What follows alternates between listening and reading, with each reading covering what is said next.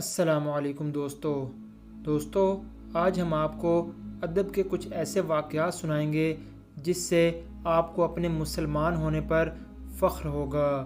دوستو ایک ڈاکٹر تھا، اکثر ایسا ہوتا کہ وہ نسخے پر ڈسپینسر کے لیے لکھتے کہ اس مریض سے پیسے نہیں لینے، اور جب کبھی مریض پوچھتا کہ ڈاکٹر صاحب آپ نے پیسے کیوں نہیں لیے تو وہ کہتے کہ مجھے شرم آتی ہے کہ جس کا نام صدیق ہو، عمر ہو، عثمان ہو، علی ہو، ختیجہ، عائشہ اور فاطمہ ہو تو میں ان سے پیسے لوں۔ ساری عمر انہوں نے خلفائے راشدین، امہات المومنین اور بنات رسول صلی اللہ علیہ وسلم کے ہم نام لوگوں سے پیسے نہیں لیے۔ یہ ان کی محبت اور ادب کا عجیب انداز تھا۔ اسی طرح ایک اور واقعہ، امام احمد ابن حنبل نہر پر وضو فرما رہے تھے کہ ان کا شاگرد بھی وضو کرنے آ پہنچا، لیکن فوراً ہی اٹھ کھڑا ہوا اور امام صاحب سے آگے جا کر بیٹھ گیا۔ پوچھنے پر کہا کہ میرے دل میں خیال آیا کہ میری طرف سے پانی بہہ کر آپ کی طرف آ رہا ہے، مجھے شرم آئی کہ استاد میرے مستعمل پانی سے وضو کرے۔ اسی طرح اپنے سگے چچا حضرت عباس رضی اللہ تعالیٰ عنہ سے رسول پاک صلی اللہ علیہ وسلم نے پوچھا کہ آپ بڑے ہیں یا میں؟ عمر پوچھنا مقصود تھا۔ کہا یا رسول اللہ صلی اللہ علیہ وسلم بڑے تو آپ ہی ہیں، البتہ میری عمر زیادہ ہے۔ مجدد الف ثانی رات کو سوتے ہوئے یہ احتیاط بھی کرتے کہ پاؤں استاد کے گھر کی طرف نہ ہو، اور بیت الخلاء جاتے ہوئے یہ احتیاط کرتے کہ جس قلم سے لکھ رہا ہوں اس کی کوئی سیاہی ہاتھ پر لگی نہ رہ جائے۔ ادب کا یہ انداز اسلامی تہذیب کا ترہ امتیاز رہا ہے، اور یہ کوئی برِ صغیر کے ساتھ ہی خاص نہ تھا، بلکہ جہاں جہاں بھی اسلام گیا اس کی تعلیمات کے زیر اثر ایسی ہی تہذیب پیدا ہوئی جس میں بڑوں کے ادب کو خاص اہمیت حاصل تھی، کیونکہ رسول پاک صلی اللہ علیہ وسلم کا یہ ارشاد سب کو یاد تھا کہ جو بڑوں کا ادب نہیں کرتا اور چھوٹوں سے پیار نہیں کرتا وہ ہم میں سے نہیں۔ ابھی زیادہ زمانہ نہیں گزرا کہ لوگ ماں باپ کے برابر بیٹھنا، ان کے آگے چلنا اور ان سے اونچا بولنا برا سمجھتے تھے، اور ان کے حکم پر عمل کرنا اپنے لیے فخر جانتے تھے۔ ان کے صدقے اللہ انہیں نوازتا بھی تھا۔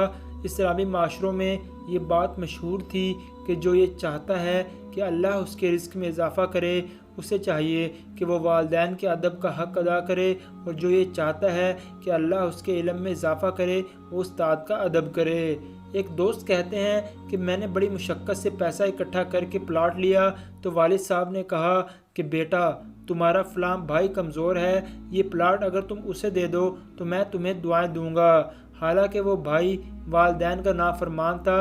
اس دوست کا کہنا ہے کہ عقل نے تو بڑا سمجھایا کہ یہ کام کرنا حماقت ہے، مگر میں نے عقل سے کہا کہ اقبال نے کہا ہے اچھا ہے دل کے ساتھ رہے پاسبان عقل، لیکن کبھی کبھی اسے تنہا بھی چھوڑ دے۔ چنانچہ عقل کو تنہا چھوڑا اور وہ پلاٹ بھائی کو دے دیا۔ کہتے ہیں کہ والد صاحب بہت خوش ہوئے، اور انہی کی دعا کا صدقہ ہے کہ آج میرے پاس کئی مکانات اور پلازے ہیں، جبکہ بھائی کا بس اسی پلاٹ پر ایک مکان ہے۔ والدین کی طرح استاد کا ادب بھی اسلامی معاشروں کی ایک امتیازی خصوصیت تھی، اور اسی کا تسلسل بھی صحابہ اکرام کے زمانے سے چلا آ رہا تھا۔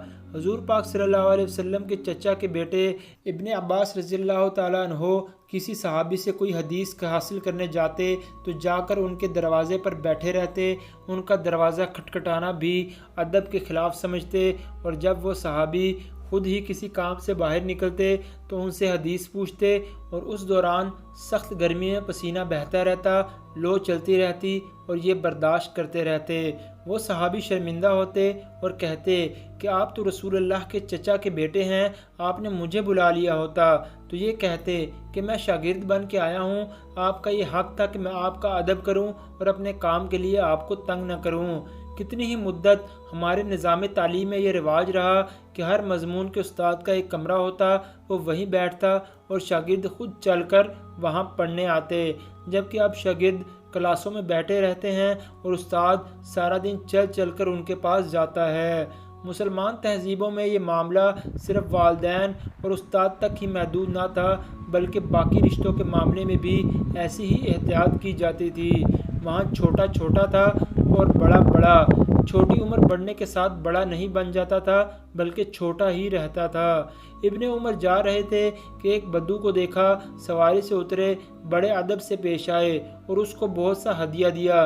किसी ने कहा कि ये बद्दू है, थोड़े पे भी राजी हो जाता, आपने उसे इतना अता कर दिया। फरमाया, ये मेरे वालिद साहब के पास आया करता था तो मुझे शर्म आई कि मैं इसका एहतराम ना करूं। इस्लामी तहजीब कमज़ोर हुई तो बहुत सी बातों की तरह हिफ्ज़ मरातब की एक कदर भी अपनी अहमियत खो बैठी। अब बराबरी का डंडोरा पीटा गया और बच्चे माँ बाप के बराबर खड़े हो गए और शागिर्द उस्ताद के बराबर, जिससे वो सारी खराबियाँ आ गईं जो मगरबी तहजीब में मौजूद हैं। इस्लाम इस मसावात का हरगिज़ कायल नहीं कि जिसमें घोड़ा और गधा बराबर हो जाएं और अबू बकर और अबू जाहल बराबर।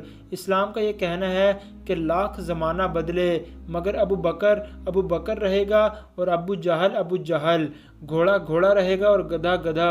इसी तरह उस्ताद रहेगा और शागिर्द, वालिद रहेगा और बेटा बेटा। सबका अपना अपना मुकाम और अपनी अपनी जगह है, उनको उनके मुकाम पर रखना और उसी के लिहाज से अदब एहतराम देना ही तहजीब का हुस्न है। दोस्तों, मगरबी तहजीब का मुसलमान मुआशरों पे सबसे बड़ा वार इसी रास्ते से हुआ है जबकि मुसलमान अरियानी और फहाशी को समझ रहे हैं। अरियानी और फहाशी का बुरा होना सबको समझ में आता है, इसलिए उसके खिलाफ अमल करना आसान है, जबकि हिफ्ज़ मरातब और मोहब्बत के आदाब की अहमियत का समझ आना मुश्किल है। इसलिए ये कदर तेज़ी से रूबाए ज़वाल है। अल्लाह पाक से दुआ है कि अल्लाह पाक हमें अपने वालिदैन और अपने असातिज़ा का अदब एहतराम करने की तौफ़ीक अता फ़रमाए।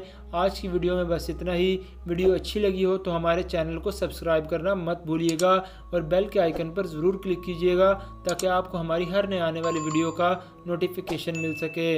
बहुत जल्द हाजिर होंगे एक नई वीडियो के साथ। अपना बहुत ख्याल रखिएगा। अल्लाह हाफ़िज़।